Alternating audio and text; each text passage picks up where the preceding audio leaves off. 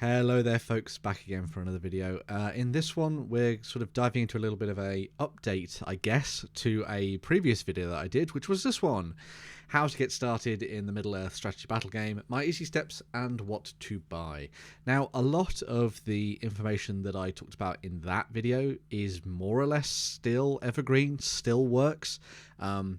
As we go through a lot of the stuff that we're going to be talking about later, I'll refer back to this video quite a bit, so I'll have this listed in the description so you can follow through the link and watch this one as well if you want to find out a little bit more about sort of where to go and stuff. But this came out in 2022 before we got a whole bunch of the additional stuff that we've had recently, like Battle of Osgiliath and a whole bunch of the battle forces and all that kind of stuff as well, alongside free rules and all sorts of different things too. And so this is very much a kind of like an update on where we were, and sort of exploring what you could do in terms of armies and getting into the game. Because I've actually had a couple of people dropping messages into emails and comments on various videos saying, oh, I'd really like to get started, what's a good place for me to start, and all that kind of thing. So I thought this would be a nice way to sort of round off the year as well. As you can see, nice Christmassy background, to kind of maybe get you primed for 2024, diving in to have some more fun with the game. Now, one of the key starting points that you're going to be wanting to go for, I reckon, is the Battle of Osgiliath set. So this is still the sort of prime starter set for you to dive into the game. It has the most up-to-date rules manual alongside FAQ stuff and things that you can find online. We'll talk about it a little bit more later. You get the two armies. You get an army of Minas Tirith, so you get a whole bunch of the Rangers of Gondor alongside the Men of Gondor there, the Warriors of Minas Tirith, and then you've got you've got three heroes as well for that side, which is quite nice. On the other side of things, you have a whole host of Morannon orcs, which are pretty nasty orcs for you to use for the forces of Mordor, alongside the new version, the new plastic version of Gothmog, who's mounted on foot, and then you got the Mordor troll as well. The additional stuff in here, which I think is quite nice, is you get the Osgiliath ruins terrain. Now, I've played around with this a little bit myself. I really enjoy that kit. It takes a little bit of getting used to once you start to learn which bits go where. You can make some really fun and interesting modular terrain. I just kind of built mine to sort of match what you see here in the set, but it shouldn't be much of a problem, especially if you're a veteran of terrain building, to sort of dive in and sort of build up your terrain in a really nice and easy way. As I say, this is a really decent set to get you started. It doesn't cost an arm and a leg, which is usually quite good as well. £125, which isn't bad for a big bunch of scenery, alongside the various models that you get in the set, as I said. So yeah, you've got Faramir, Madril, Damrod on the one side, and then Gothmog on the other. Decent balanced armies, which is always a nice place to start. You've got your sort of core infantry for the Warriors of Minas Tirith there, armed with bows, swords, and spears. And on the other side, you've got the Rangers as well, who all come with bows, which is great, obviously. And then you get your spearmen in there too for a little bit of additional support. Great options for ambushing your foes. And then all of the characters all come with their own special rules and things, which is always nice to see, to help get you started in the game. Fantastic stuff there. So yeah, a pretty good starter set. I would also say that it comes with a really nice sort of Battle of Osgiliath like primer, I suppose, which is a good way for you to sort of like slowly, step by step, introduce the rules of the game for maybe you and a friend. So when you're diving down to play, this is a really nice way to sort of get started in the game. I've done the first of these scenarios on my channel, so if you want to go and check that out, you can do. I'll put a link down to that below as well, and I'm hopefully going to work through the rest of these later on in the coming weeks. Fingers crossed, if I can actually get some time to do that, I will. You also get all the tokens and everything as well, which is going to be quite handy, and alongside things like the dice and the rulers and stuff like that. Alongside the Battle of Osgiliath set, which is obviously a great way for you to get started for you and a friend. You obviously split the cost of this. It's even better if you're like in the same household, so if you're brother and sister or etc. This is a great way for you to start playing and have some fun. One of you takes on the side of evil, the other one takes on the side of good. You work together to build the terrain. Also great for parents and kids to play the game as well. Really nice intro into the world, and also plays out a moment from the films, which I think is kind of key to drawing people in. In addition to that, there's also these 4 battle hosts that they did. So you have, as I say, 4 to choose from. You've got the Mordor one, which comes with Witch King mounted on foot. Then you get some Warg Riders, and then a whole bunch of Mordor orcs. Sort of fill out your ranks. which is always nice. You've got the Rohan set, which comes with AMR, foot and mounted, and then you get a whole host of Warriors of Rohan on foot with a variety of different weapons, alongside 6 Riders of Rohan as well, which are going to be the mainstay of your force, and are great to have alongside AMR as he charges across the battlefield, of course. You've then got the Minas Tirith one, which comes with Gandalf the White alongside Pippin, Citadel Guard, of course, and you get the on-foot and mounted versions of them. You also get the Knights of Minas Tirith, which is a really nice mounted kit there, alongside that core unit of Warriors of Minas Tirith 2. This might not necessarily be a bad step up from the Battle of Osgiliath set, and I'd say the same goes for the Mordor one. I think if you'd played Battle of Osgiliath and you wanted to take things to the next level and just give yourself another big injection of models that aren't massively overcomplicated or anything like that, but would really help to bulk out your forces in a big way, I think this set and the Minas Tirith one would be a really, really good way for you to sort of take that next step towards something bigger, maybe creating some armies to go to tournaments with or something like that. And of course, you'll have learned a lot of the techniques to paint these models when you went through the Battle of Osgiliath set. So this is a really nice kind of like way for you to continue building on your expertise and your hobby and stuff, whilst also maybe trying out something new in terms of some interesting characters and stuff like that. Obviously, with these two sets, you get Gandalf the White and you get the Witch King, who come with magical abilities and that kind of stuff as well, which is a really nice kind of like step up in terms of complexity in that sense too. So you've played around with monsters and obviously your kind of rank and file troops in the Battle of Osgiliath set alongside those martial heroes, but this kind of takes things up a notch, which I think is a really nice way to go. And you know, not necessarily overly expensive either in this case. I think these are £55 each, which is pretty damn good for all of those models, considering that most of the characters are going to be about £30 each, and then you tag on each of these box sets, which is probably around 20 each as well. So you're getting a bit of a discount, which is always nice with these starter sets diving into the game. There's also one more. So obviously we looked at Rohan, and the partner to them is the Isengard set. So this is another really good set for you to dive into and have some fun with. You get the Saruman foot and mounted alongside Grima Wormtongue, and those are the new plastic models for them as well, or the newer plastic models, compared to the metals that I've got sitting around in my collection. You also get the Palantir there on the Stone of Orthanc, which I think is quite nice. You also get then a big, heavy chunk of very elite troops. So you get the Uruk-hai Scouts and you get the basic Uruk-hai as well. So whichever way you wanted to take things in the future with your Uruk-hai force, with your Isengard force, you've got a really good basis to start doing that. Uruk-hai are a really nice kind of like dependable army as well. You know, high defense, decent fight, all that kind of good stuff. They come with a range of different weapons. There's lots of really nice special rules that you can tie into the likes of Lurtz and Ugluk and stuff like that too. Grishnak and things. Well, not Grishnak, but yes. You can build like a fun force with Orcs and Uruk-hai, which is very cool, and it's what I tend to do.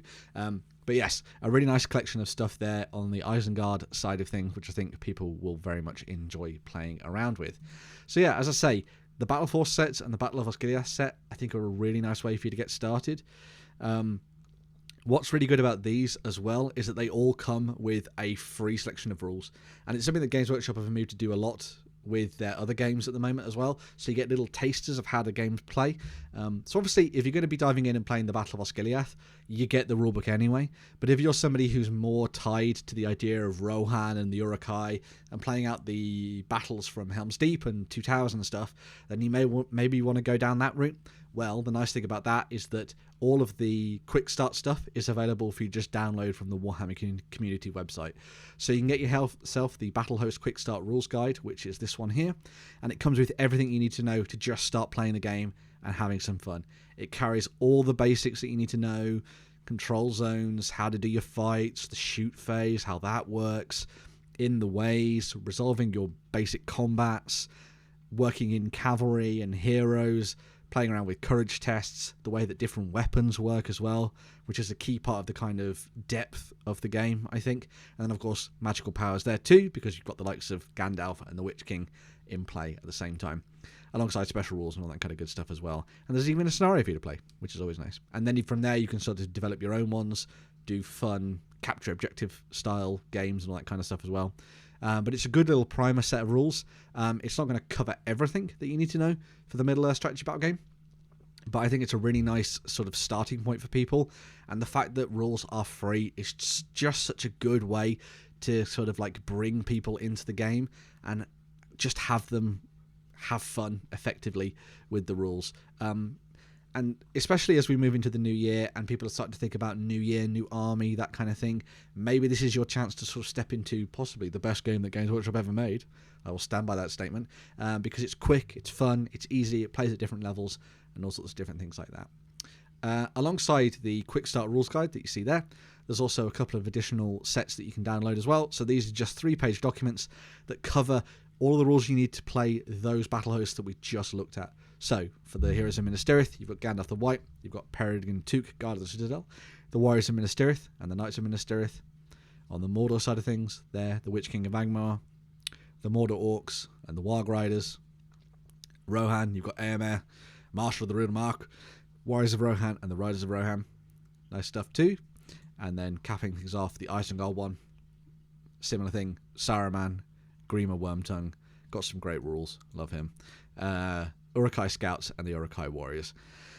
So again, all of these are just free. You can just grab hold of these, stick them into your... print them off, stick them onto a tablet, whatever you want to do, and just start having some fun with the game.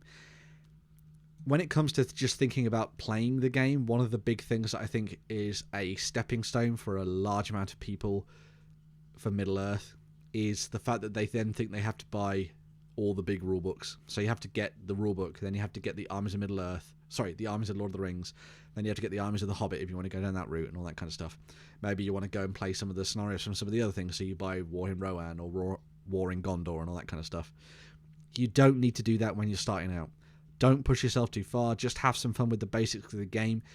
Just playing with like a leader character, a captain, and 12 models can be really fun, especially if you focus around the idea of a cool scenario.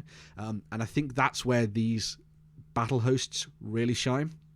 One of the things that I mentioned in my previous video on this was that I think a really good way of teaching how the game works is to start off quite small. So you have that captain with their warband of 12 miniatures, which is sort of how things work when you've got a hero of fortitude, and then sort of slowly introduce the game with either, if they're completely new to the game, just start with 12 men and a hero. And in these cases, maybe just use, for example, not Gandalf probably there, but let's just say, this one's a good idea. Use Éomer instead as a captain of Rohan. You don't necessarily have to use him as Éomer if you don't want to. If you've got the core rules and all that kind of good stuff, just dive in, use him as a captain, play some games with the warriors with your 12 warriors, and just go through the basics. Play a couple of turns, maybe then add in things like might, will, and fate and all that kind of stuff later on in that scenario, just so people have got an idea of the basics before they move on to something a little bit more in depth. But if you're playing with veterans who've played war games for ages, just start off with Éomer and just have some fun. And obviously that means that the cost is low, the entry barrier is low, the rules are free, they're quick and easy to learn, and you've got everything you need to sort of step things up as you go through the game with these battle hosts, which I think is a really nice way to do things. So yeah, instead of having to sit down and worry about the fact that you need to buy 2 big books, which are probably going to cost you about £30 each, then you have to go and get loads of models and buy a captain who's in resin and then get some warriors and all that kind of thing. Nowadays, I reckon just start off with one of these battle hosts. They're £55. That's about the cost of like a box set for any of the other games that Games Workshop do pretty much nowadays. I mean, even their combat patrol's like 95 quid. So this is just a steal, really. And if your friends are really into fantasy and Lord of the Rings, then this is a great way to do this kind of stuff. You've got everything you need to get playing. 55 quid, all in. Get some paints down, paint some stuff up, use contrast, speed paints, whatever you want. Free rules, and just have some fun. As I say, one of the nice things about this game as well is that it's just quick and fun and easy and very cinematic, because the mechanics are sort of effectively just this little fun roll-off when it comes to like the multiple combats and things. You can play out some really interesting and dynamic battles without having to feel like you're sort of grinding through mechanical stuff all the time. The other thing that's really nice about this is that you can easily set up quick and fun scenarios beyond stuff that you've got available to you. So if you're diving in and you're playing through, I don't know, this one here, the Forces Clash, cool. The objective of the game, just take out the other opponent. Just wipe out their forces. Well, how about if you dive in, you set up this board, and then maybe you put an objective in the middle. And so now it's not necessarily about destroying your enemies, it's about making sure that you hold that by the end of turn 5 or something like that, or turn 4. Maybe you may put one in your deployment zone, one in the enemies, one in the center, and you've got to try and defend that whilst also sort of going around to try and take the opponents. Maybe you want to make a building more important, so use some of the terrain that you've got in the Battle of Osgiliath set or something like that, or maybe just some cardboard tubes that you've got lying around. And you could just dive in and have some fun and have to secure the building and play around with that, which I think would be quite nice. Obviously, if you and a friend have gone in and you've picked up the battle hosts that kind of mixed together quite nicely, you could do a really fun thing with maybe the Rohan battle host and the Isengard one, where you could play out something of a little bit of a skirmish or something like that. Maybe take something like the death of Theodred, for example, at the Fords of Isen, but replay that in a different way, where maybe Eomer is the one riding out at the Fords of Isen, and he's encountered Saruman and his host as they're marching towards Isengard, and so he tries to put a stop to them. With the Minas Tirith and the Mordor battle host, that's just keying into loads of fun stuff to do with Osgiliath. Maybe you want to play out a corner of the Pelennor Fields where Gandalf comes down to deal with the Witch King himself or something like that. Maybe fight that gate scenario out. I think that'd be quite fun. Where he's like, you must hold whatever comes through those gates, and then they all quake in their boots. Well, this would be perfect for that kind of thing. But yeah, I think nowadays Games Workshop have put together some really fun and easy entry points for diving into the Middle-earth strategy bot game that don't cost the earth and are really beginner friendly, and tie into some of the stuff that I talked about in the previous video as well. As I said, step by step is a really good way to go. Just watch this video if you want to find out a little bit more about that and how that works. This is also a really good video, if I say so myself, for if you want to step beyond the bounds of what's available in these sort of starter sets, these battle hosts. If you want to dive in and play as one of the other factions like Moria, for example, or you want to go down the route and do something a little bit more Hobbit based, then this will sort of teach you sort of where to go with that, I think, in my mind. This isn't, of course, the be-all and end-all. People will have different ways of learning. People will have different opinions as to how to dive into playing the game. But I think this is a great way to sort of teach people how to play. It's worked really well in the past for people that I've played the game with, either at stores or amongst my friendship group. And I think maybe it'll help your friends as well. So yeah, a little bit of an interesting one there. That's kind of a little bit of an update rather than anything drastically new. But I thought it'd be a good way to sort of look towards 2024 and be like, you know what? Maybe you want to dive into the game for the first time. Here's a good way to get you started in that. So yeah, I'm going to move on and get ready to film another video. But yeah, in the meantime, let me know what you think down in the comments below. Do you agree this is a great way to get started in the game? Have you played with some of the battle hosts yourself? Would you like to see more entry points into the game coming in the future? And yeah, I just generally like to hear your thoughts and feelings about the game at the moment and getting started with it. There is also a Ko-fi link down below if you like what I do and you thought this was helpful, and maybe you want to help out with some hobby supplies by dropping a little bit of money my way. That's fine, but I don't necessarily need that. That's grand. I just love talking to you folks in the comments. I do literally check every comment and try to respond to them as much as I can. So yes, I would love to have you as part of my community. So yeah, I am going to move on and stop waffling, and yeah, I'll see you soon for another video. Bye for now.